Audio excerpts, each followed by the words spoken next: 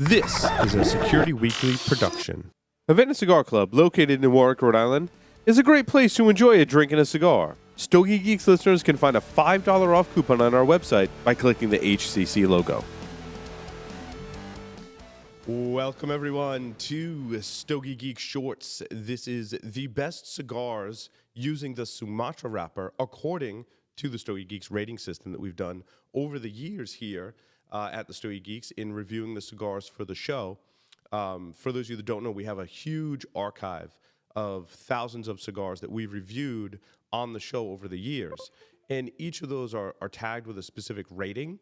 And they're tagged with sometimes the wrapper. So there's a lot of metadata information about each cigar in the archive. So what I like to do for our Stogie Geek Shorts is go through some of those and pick on one particular type of wrapper or type of cigar or shape or whatever, and talk about the ones that we've rated really high.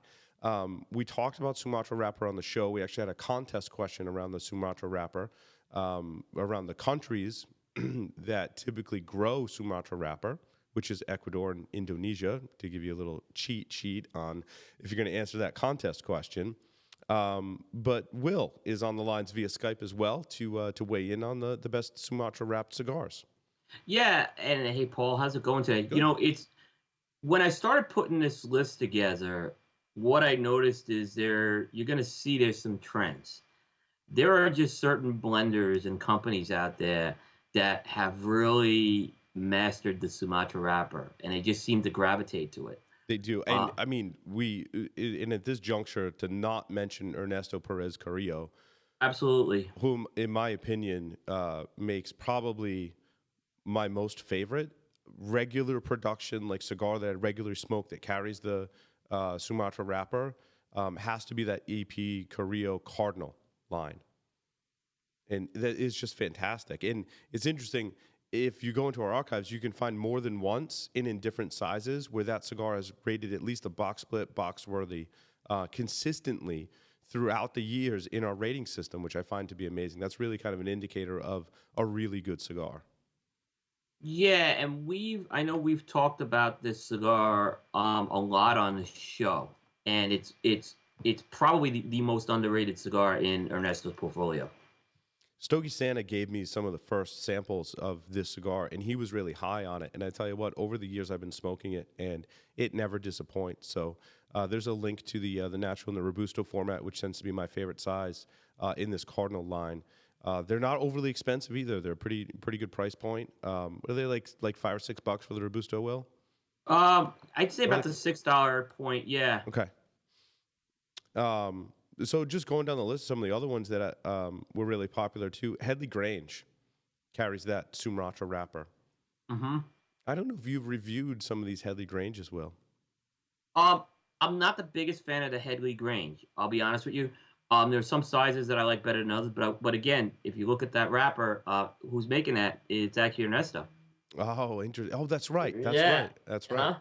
Yep, but I have reviewed them, and I think it's one of the more solid cigars that Crown has. Yeah, so it's an Ecuadorian Sumatra wrapper, and a lot of people on the Stogie Geek show, when Mark Jr. used to be involved with the show and reviewing cigars for us, he posted some pretty favorable reviews. The Eminentes size, which is a 5.25, by 44 Corona, at the $8 price point, was ranked box worthy.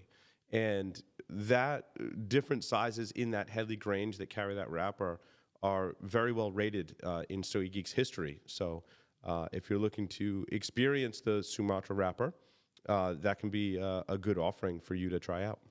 Yep, exactly.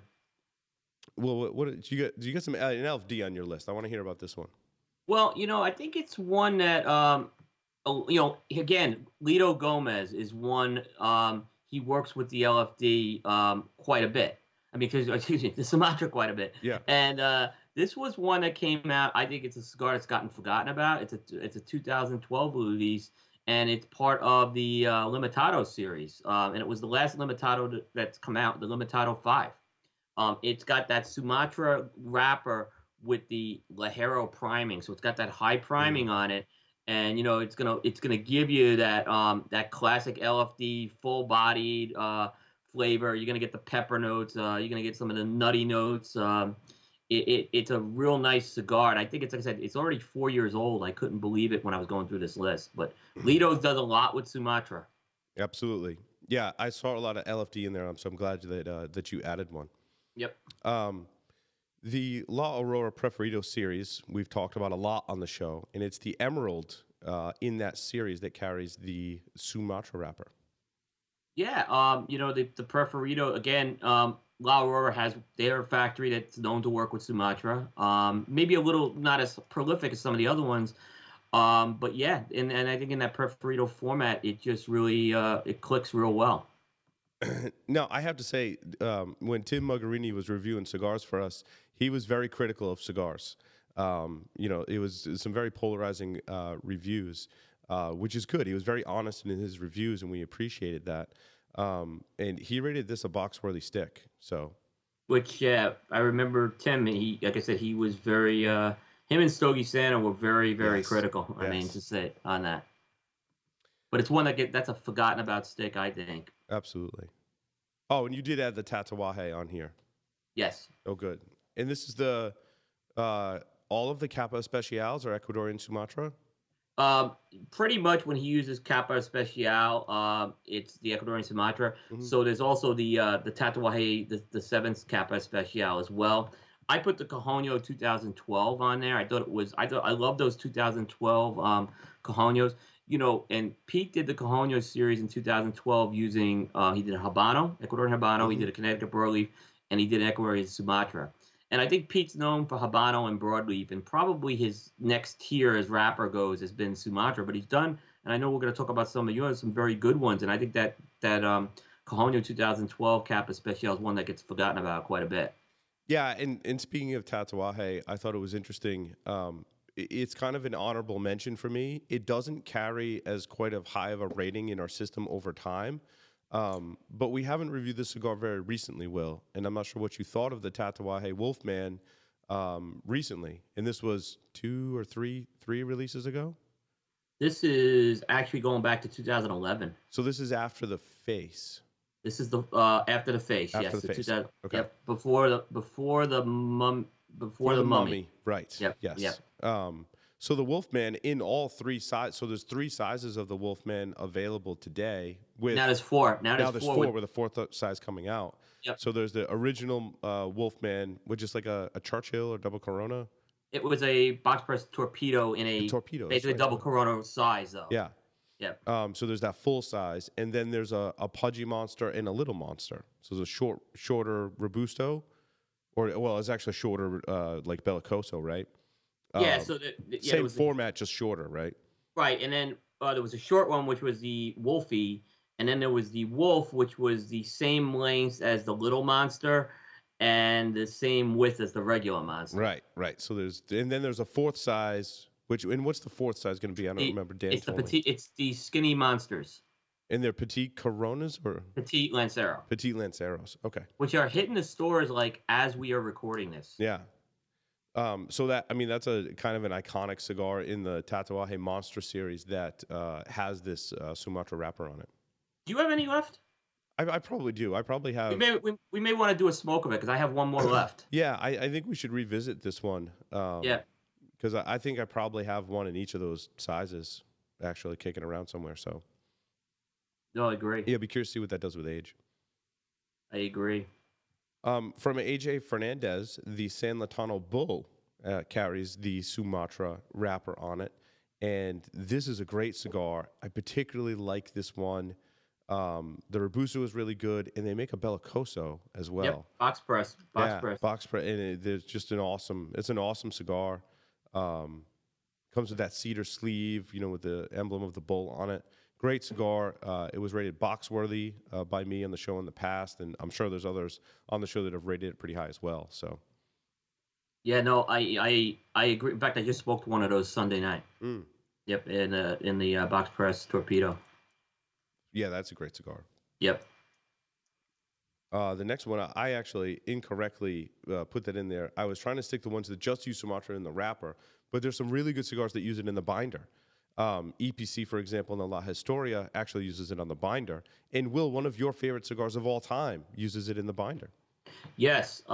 Actually, the Avo LE10 uses it in the binder, but they use a Mexican-grown Sumatra seeds. Because remember, Sumatra is a seed. Interesting. It's not. Right. It's not It's yeah. named after a region, but it's still the seed. So Mhm. that was grown in Mexico. And yeah, so and again, that Sumatra's got great flavor, and it makes a very good binder. And speaking of EPC, you had one of those on your list too, Will. Yeah, and I know we've talked about this one a lot. It's the short run 2013 in the Yep. Corona. They call it a Corona Gorda, but it's actually the Toro size. Hmm. I think a lot of people have talked about the short runs, and I think we've talked about how the first 4 years were really good. I think 13 was the best one, and he went back. He went back to a Sumatra wrapper on the short run 2013. He had one on the 2010. Different blend he's using here. But I think he's really combining it with some Piloto Cubano on the Dominican, Piloto Cubano from the Dominican Republic on the binder, and I think Hmm. that is what made the difference with that cigar. Great cigar.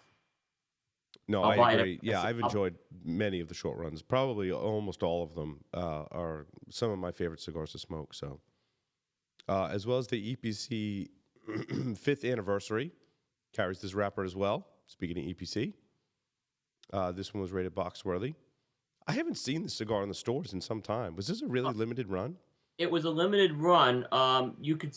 They're not. I have seen them floating around still. Okay. So it's not something that is going to. It's not something. I don't think they're making it again though. Yeah. Excuse me. That's a one and done. Yep. You got a Viva Republica on your list, Will. Yeah, I think this one, this is one of those size matters ones.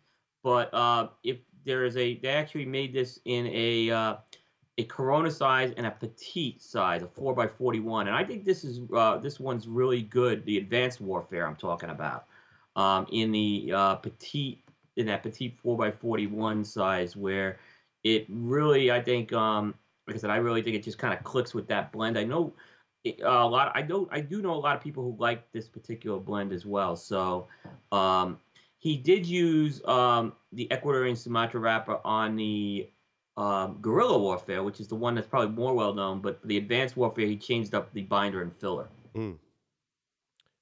Rounded out my list was an Aging Room F55. And this is the one that got the rating in Cigar Aficionado, correct? This is the one, the number 2, yes. I gotcha. And they say it's a Sumatra 2003. Is it Ecuadorian? It's a Sumatra. I don't think it's not an Ecuadorian. Okay. I know Raphael sourced that wrapper from Germany. Okay. But what kind of Sumatra is? I don't think they disclose. Yeah, they just call it Yeah. Sumatra 2003 is what I have here in my notes.